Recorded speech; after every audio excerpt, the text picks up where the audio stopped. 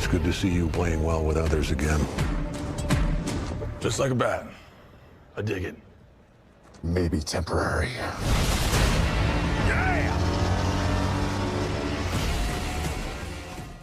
Hey everybody, you're watching episode 26 of The Variant Verdict. My name is Josh. And I'm Sean. And tonight we're going to be looking at Justice League, which I think was off of everybody's mind. It came out a couple of years ago. It's not something we were particularly looking to reminisce on or anything. Yeah. But we decided sure. we'd take a little bit of a look at it considering the big news. What was that? That the Zack Snyder cut is actually coming out for Justice League after years of debate at this point, where if it even existed, or if it should come out, or if it's better, or it's worse. But, I know, just the other day, a few days ago, Zack Snyder was having a previewing of Man of Steel with a Q&A at the end, and him and Henry Cavill come out and give a surprise announcement that HBO Max is going to be getting the Justice League Snyder cut in 2021. And it's booming the internet right now. In fact, let's take a look at what Jason Momoa has to say about this. Generally, the shit I put out there comes true. Let's hope it does. Release the fucking Snyder Cut, baby! Yeah, so obviously there's a lot of buzz surrounding this. I mean, like, everyone wants to see this thing happen. Yes, and it's finally everyone. Here. And it's kind of an unprecedented thing. You never hear about a studio saying, let's give this a reshot. As far as the storyline goes, everybody knows that preceding Justice League, they've already got Suicide Squad, Aquaman, Wonder Woman, Birds of Prey, and so forth. They've moved on from that part of the timeline, so what point do they have to revisit it? Well, there's a 3.5-hour cut out there somewhere of a lot of stuff left on the cutting room floor. There's been a lot of things that are different. Like, Steppenwolf was not supposed to be the primary antagonist in the movie, like, at all. He was actually supposed to die, from my understanding, relatively early in the movie. And they decided to cut out everything that was supposed to happen and make him the main villain, which fucking blew. Like, yeah, I mean, I agree. I did not like him as a villain. Like, that's probably one of my biggest gripes. I don't from think this movie. fans knew Steppenwolf enough for him to have the kind of impact that they expected. He's just like a minion, like, kind of deal. He's just like, yeah, he's definitely not a level to me to be like a primary villain in a movie. Not at all. Yeah, and I guess his entire objective is to collect these 3 mother boxes that exist in different areas of dimensions or whatever have you, and bring them to Darkseid to eventually, start his rule over man. And anyways, so the film starts off immediately with a reshoot, which is kind of funny, and that's where you see Superman. He's talking into a bystander's handy cam, and the guy's asking him, what does the S on your chest stand for? It's kind of a cute little moment, but right away you notice something strange. Do you remember the mustache? Like a CGI'd mustache that wasn't there, that's supposed to be there, but they yeah, had to take it so away. he has this really goofy looking lip effect going on, and right away this doesn't sit well with you. But when the movie goes through that, then you have this kind of Leonard Cohen cover with the funeral of Superman, because remember, he died in Batman vs. Superman. It takes you into probably my favorite part of the movie, and that's where they introduce where's Bruce Wayne at this point of the timeline. And he interrogates this burglar, fucking hangs him over the side of the building, doesn't kill him. Your feet. Yeah, he wants to attract him, one of the parademons, the minions of Darkseid, by using his fear. Yeah. Really cool scene, so atmospheric. He's just jumping around in the shadows in that scene. It's very Zack Snyder. I don't think that was a Whedon thing. I think that it's very was Zack Snyder, and it fits right into his wheelhouse, and I really enjoyed that.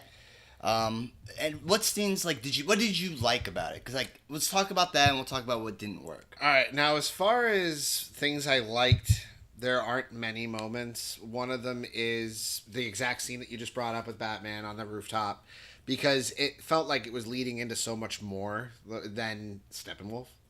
But don't mean to go back to that, but as much as it didn't make much sense to me and it felt like really out of place, I did still enjoy Superman's revival, I guess if you want to call it that, where he's just like, fuck all you. I would even agree that I think Superman's also one of the characters that's portrayed rather faithfully to how I expect Superman. He's very positive in this movie when he finally does make his turn. At first, he fights the heroes because he had just resurrects. Yeah, he's not in the right state of mind. And I think it would have actually been better. It would have shown him in a little bit more of an angrier state, more of a darker side of him if they had gone with the original black outfit after his resurrection. That's what I was honestly. League. That was one thing that pissed me off is that when he came back, he should have had that. And I know that not a lot of time passed, but fucking give him the long hair.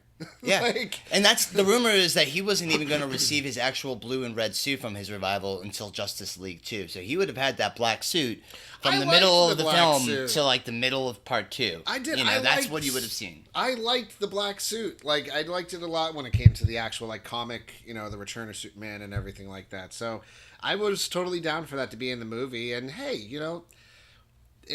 it's. They can make it black. It's all they gotta do is a little CG work, whatever. I mean, the suit, even though I know it's not, looks CG. So, isn't that weird? It's a suit that's actually he's wearing, but it almost looks CG from times.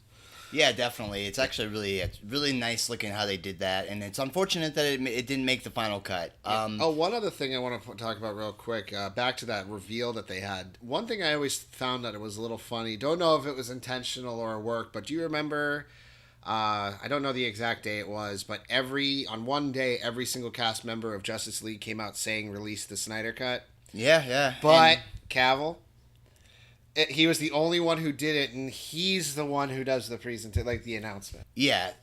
So there's like a ton of support for this thing, and I guess some of the execs at Warner Brothers have already seen it. This has been swirling around. He's been doing screenings of it to people he knows in Hollywood. He lives in California, so. I do think that there's a good chance there's a good movie in there somewhere. What I liked about it, like I said, I think they introduced Batman with a very strong start. I think Superman's represented fairly well upon his resurrection. I enjoyed the fighting scenes too with him.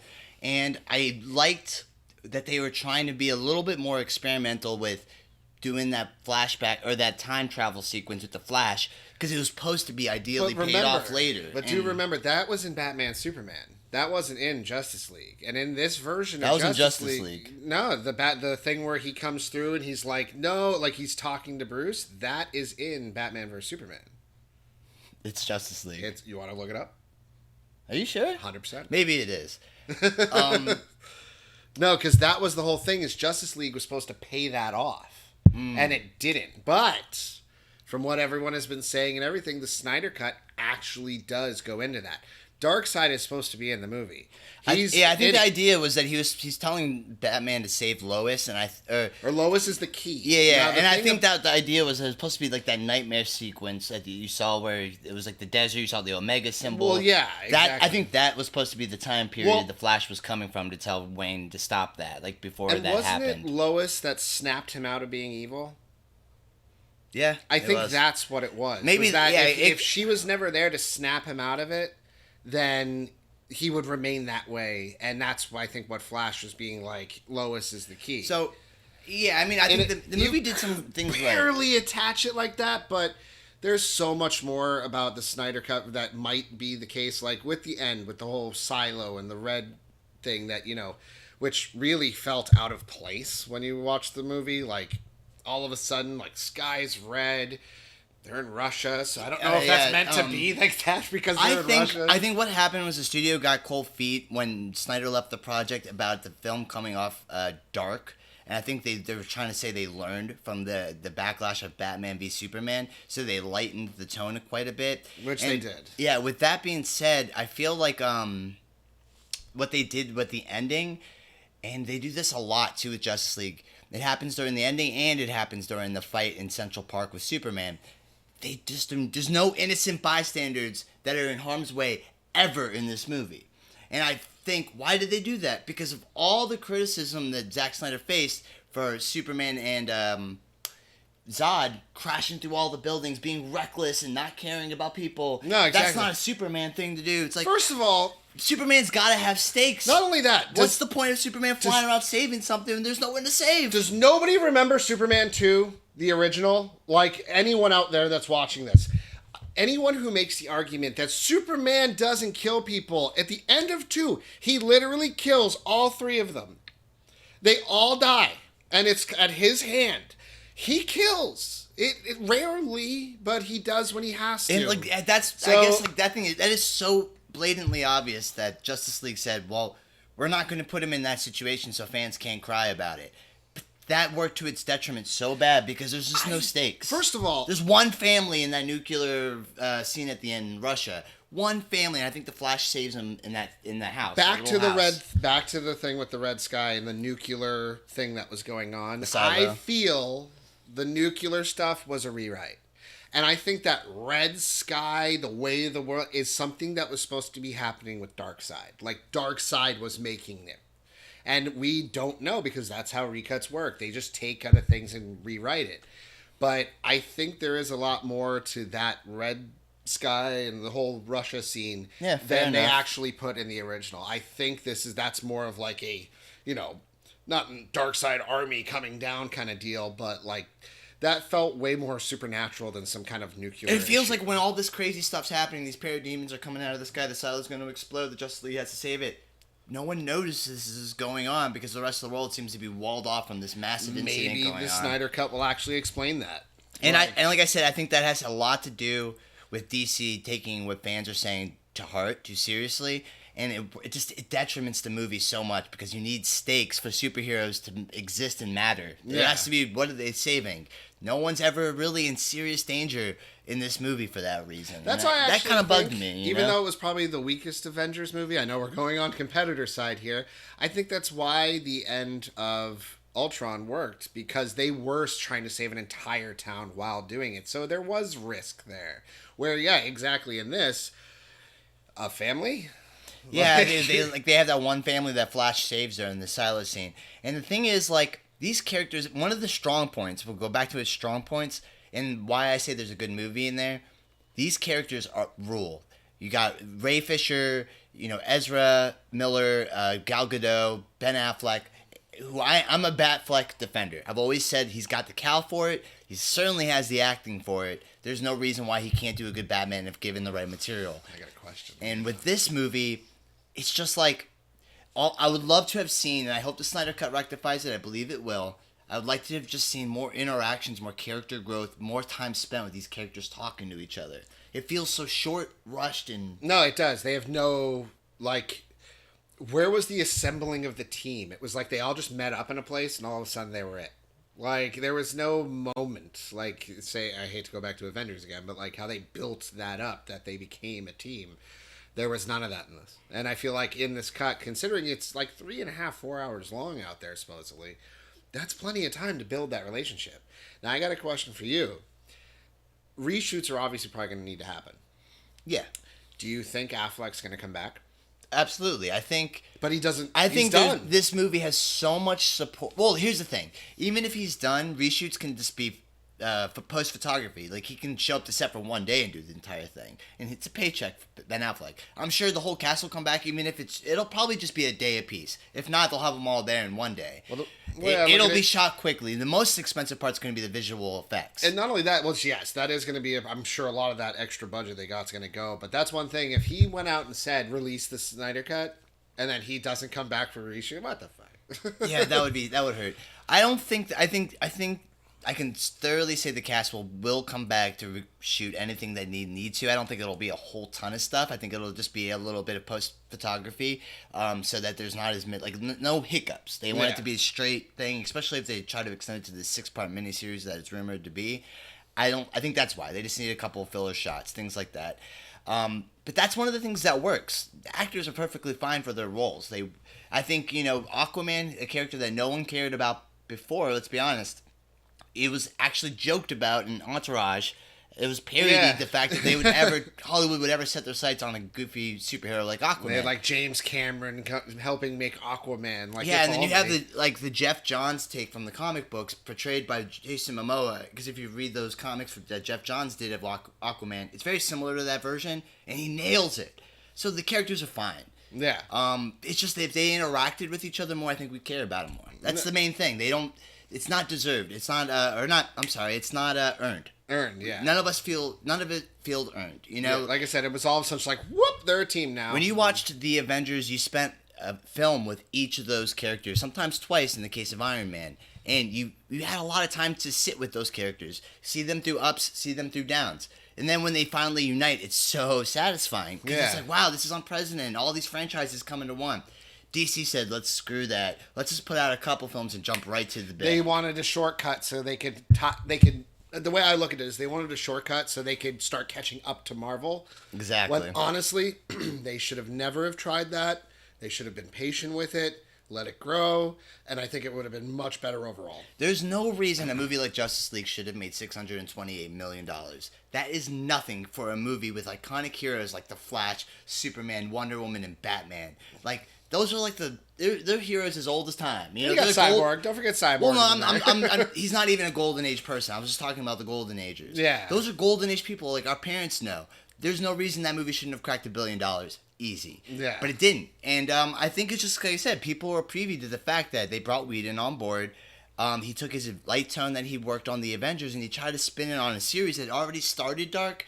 You can't do that. You just can't change the tone and say like, this is how it is now. Well, forget those other two. And I mean, and to be fair, to keep in mind that a lot of the reason that this went down wasn't necessarily like a studio decision. I mean, it was a family emergency. I'm not going to go into details. We shouldn't, but it was like he had to leave. So that's why they brought in Whedon. And would you have rather? But to me, it was a deliberate choice because of Whedon's success at Ensemble. Well, Films. he was the pick. Like you could tell, that was like the backup because it was. And the come on, decision was DC, made I'm on right to you. away. You're doing the same thing with James Gunn and Guardians of the Galaxy and the Suicide Squad franchise. Yeah. You guys clearly want someone who could make a good ensemble film and just do it for you guys. Yeah, like which. That's what it seems like. Yeah, and I mean, which at the same time, he's really good at that. Actually. Yeah, I mean, I'm gonna be honest. Not to get distracted, but Suicide Squad's probably gonna be amazing because James Gunn has a grasp on these sort of things. I think more so than Whedon, because I think Whedon was showing a sign of being burnt out by the time of Age of Ultron. He never returned to Marvel after that. He was done. And he said that was a terrible experience.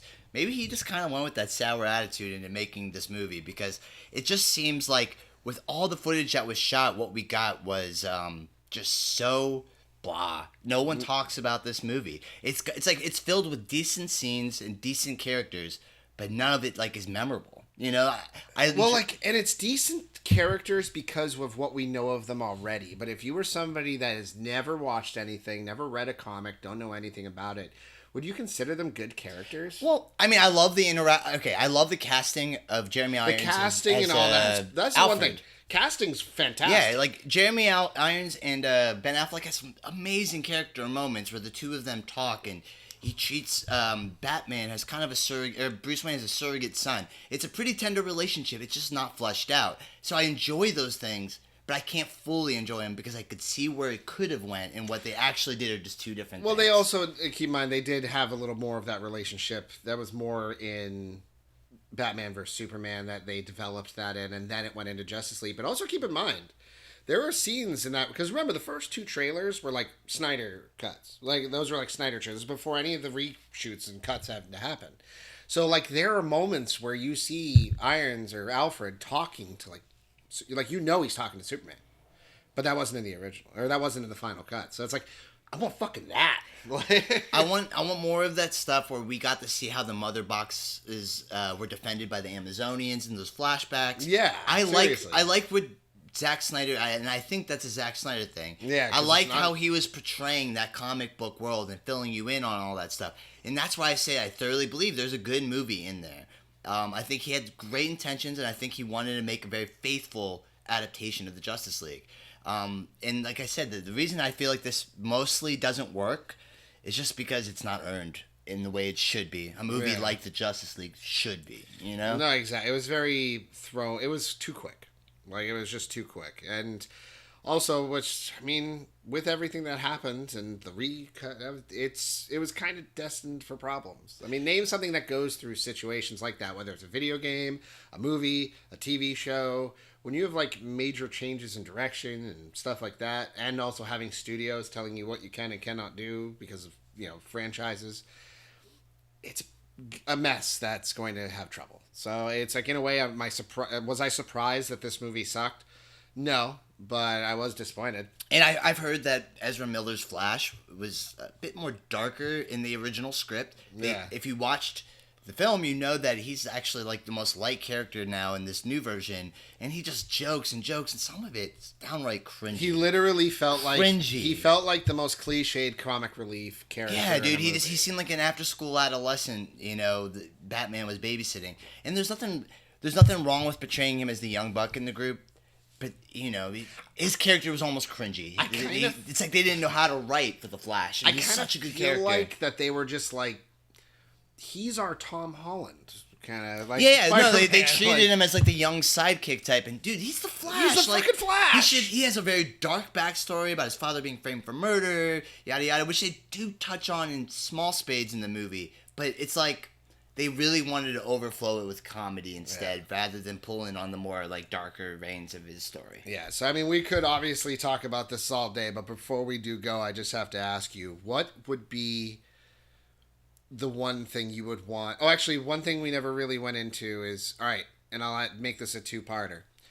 What was the thing you hated the most about this cut? What I hated the most about this Whedon cut is simply So is the next question going to be what do I want to see most in a Snyder cut? Because they're kind of two in the same. And the reason I say that is because what I don't like about this the most is that what would have been a long film to allow for these characters to flesh out, have great interactions with each other, and real character development, it feels rushed, corny, sometimes cringy in the dialogue, and too happy with no stakes. And that's conversely what I hope is rectified by Zack Snyder taking the reins, adding a little more weight to the story, giving these characters more moments to interact and develop. See, now, I would probably say, you know, as far as what I think is the worst part of this movie is Steppenwolf.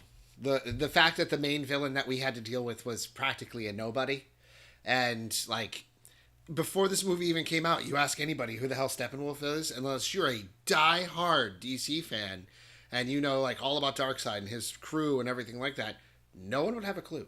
Like, the average fan is not going to know who the hell this guy is. So, I already know that in a sense that going into the second question, I already know that has been rectified. So in a sense, what I want rectified the most, I kind of know already the is villain happening. So that, to me, if I had to pick something else, it's kind of like you. If there's one thing I really want, it's more character interaction between the Justice League. More of also seeing a formation of it instead of just, we're it now. Like, we're the league now. One thing I liked, I forgot to mention this, is they're all intros so cool. I mentioned Batman, but then you have Aquaman who's coming off the pier. He's drinking a bottle of fucking Jack Daniels to Icky Thump by the White Stripes. You have the Flash, how was he introduced? Wasn't that the store, the convenience store? Yeah, the convenience store. I think that was in Batman v Superman. Oh, no, that was But, like, the footage. they showed some really cool stuff. I love the way that the bank scene with Wonder Woman, when they introduced her in Justice League, she throws the bomb and explodes it outside the bank and saves the whole group of people and dodging all the bullets. Yeah, and the whole... There's some moments in there like where you're like, oh, they get the character. That looks like it's straight up from a comic book splash panel. Then it's like it just falls apart as the movie goes on, you know? Yeah, no, exactly. And I hope a lot of this is... I hope this is going to be a cohesive movie. But I liked Man of Steel. I didn't like Batman vs. Superman so much. I had my problems with that movie, but Doomsday, everything like that. So I think he's 1-1, and this would be the deciding factor if Snyder's good for this. So, and if I get my vote, I'm going to vote that it becomes a 6-part miniseries. Yes, that's also an option. I think it'd be kind of a fun thing to see, like a movie like this turned into something so long and spread out with like even cliffhangers at the end of each episode. Kind of treat it like a serial, you know, and I think that could be an interesting take on it. And that's a rumor that it might be. So that's the thing about the cutting this is that it could be a show, could be a movie. So all we can do is say, give it time and we'll find out. Absolutely. So what do you guys think? Leave your comments below and let us know how you feel about this upcoming Snyder cut. Are you going to get an HBO Max subscription? Is it even worth it for this kind of movie? Let us know what you think. Yeah, so definitely like, share, subscribe. Yes, and again, like I said, leave a comment down there. Anyways, have a good night, guys. Thank you for watching.